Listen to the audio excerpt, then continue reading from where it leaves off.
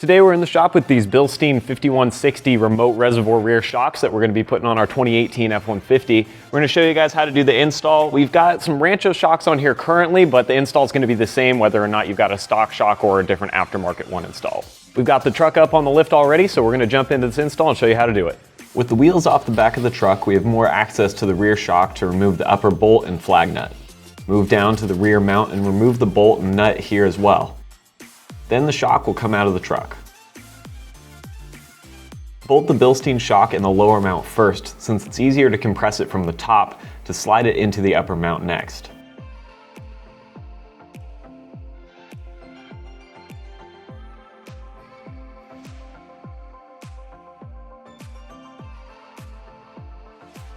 Once you have the upper and lower bolts in the shock mounts, you can tighten the shock down to the top and bottom. The external reservoir will attach to the shock body with the two rubber isolators and band clamps provided. Space the isolators evenly along the reservoir and loosely attach the clamps.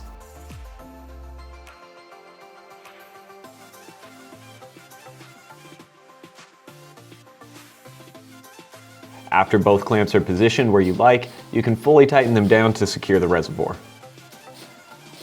This will complete the install and you can put your wheels and tires back on your truck.